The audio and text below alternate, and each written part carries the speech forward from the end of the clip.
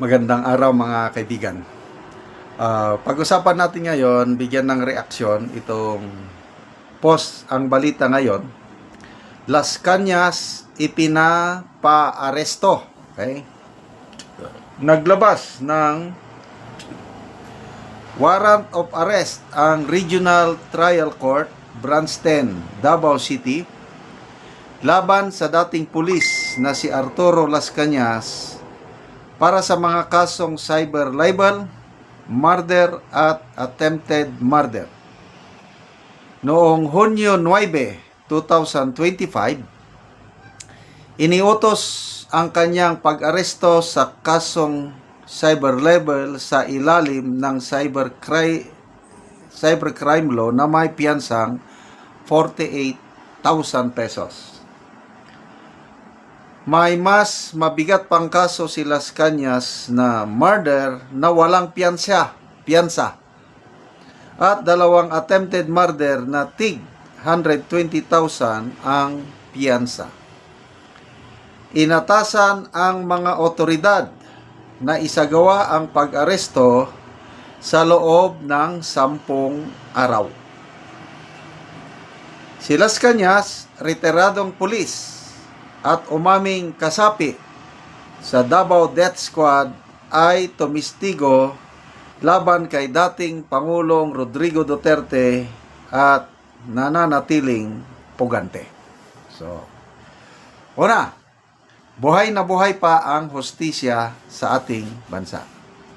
Kahit mabagal, at least nandyan. So, pasalamat tayo sa RTC na nag-issue nito. Ito na ngayon ang hamon. Sino ang mag-aaresto? Of course, ang mga law enforcement agencies natin, kabilang na ang Philippine National Police. Maalala ko tuloy, noong bagong naitalaga si General Torre na PNP chief, nagbanggit na siya yung kanyang mga priority target na arestuhin. Dalawa yan. Si Attorney Harry Roque, merong isang police officer na kalimutan ko ng pangalan. I think nabanggit din niya ata si Director General Bantag. Mag-ilang buwan na. Nakailang buwan na ba si General Torre? 6 months na ba? July ata, basta, tagal-tagal naman. Kumusta na ang pag-aresto sa mga priority target ng arestuhin? As of now, nandun pa rin si Attorney Roque. Ano nang nangyari sa application niya ng asylum? Wala pang balita, but to me, malamang maaprubahan ang asylum ni Attorney Roque. So, paano siya arestuhin ni General Torre?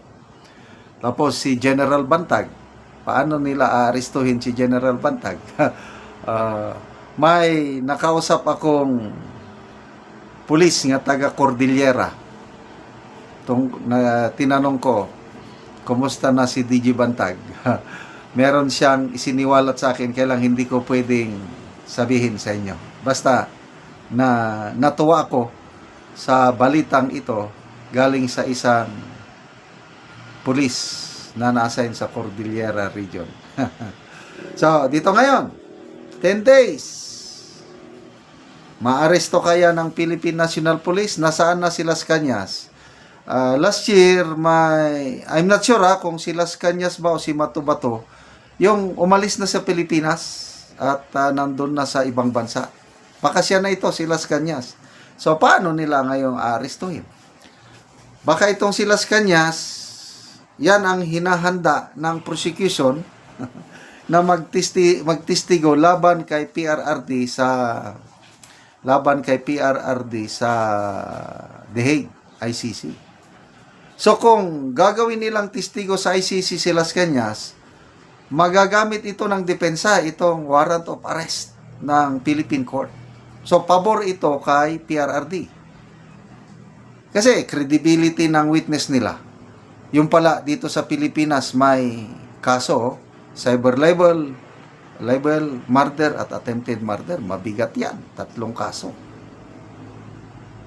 Ulitin ko nga is functioning pa ang ating mga korte.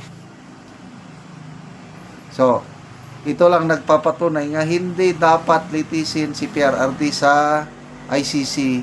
Dapat kung ano man ang nagawa niyang paglabag sa batas sa Pilipinas, dito siya litisin dahil buhay na buhay ang ating mga korte sa Pilipinas. Okay, magbasa tayo sa mga comments.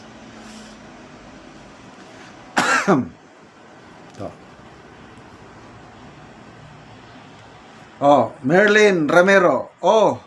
Tore, sabi niya. Asan ka na? Ito na. May warrant na dapat aristuin mo na agad para tataas sahod mo naman. Marina Iripol. Okay, isali si Trililing yan. Yun ang karma sa inyo, hoy. Minsit Sauce. Si Las Cañas noknokan ng sinungaling, paiba-iba ang statement, pareho lang sila ni Mato Bato.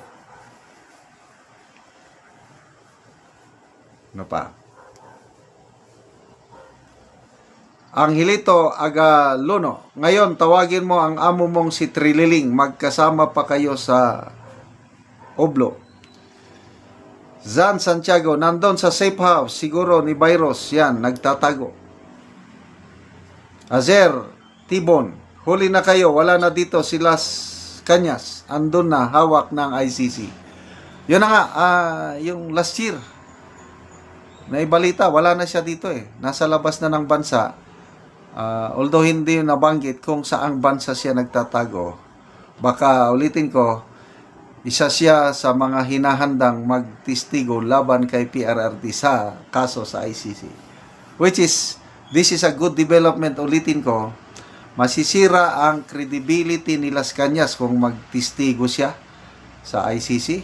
Kasi dito, may warrant of arrest eh. Anong klaseng testigo niya? Lulabhi Mauta, tama yan, isama nyo si Matubato at saka si yung babaeng pulis, si Garma. Mali-mali pinagsasabi tungkol kay PRRD. O nga, nasaan na yung si Colonel Garma? Bigla nang tumahimik. Baka gagamitin na naman nila yan sa ICC. Bahala na sila. Basta you can never put a good man down. Ipagdasal po natin ang ating Pangulong Digong para makabalik siya ng buhay dito sa Pilipinas at masaksihan niya ang pag-upo ni VP Sara sa Malacanang sa 2028. Kaya mga kaibigan, salamat sa inyong pagsubaybay sa ating channel. Kakatulong kayo ng malaki sa tribong Talandig ng Bukidnon dahil ang sweldo natin sa channel na ito, pantulong sa tribo. Namimigay tayo ngayon ng livelihood assistance sa kanila, nagpapatanim ng saging lakatan at Arabica coffee. Panoorin nyo ang video na ito. Ako sa area ni Uncle Marinaw. So, muna ni siya ang natagaan og sidling nga kape nga 300 ka punuan.